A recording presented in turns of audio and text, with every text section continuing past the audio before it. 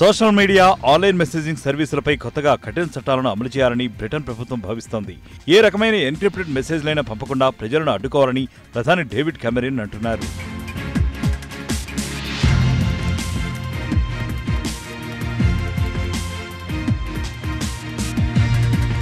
ప్రభుత్వాలు చదవలేని సందేశాలు ప్రజల మధ్యకు వెళ్లడాన్ని ఎట్టి పరిస్థితుల్లోనూ ఆమోదించలేమని ఇటీవల జరిగిన ఓ సమావేశంలో ప్రధాని కెమెరన్ అన్నారు.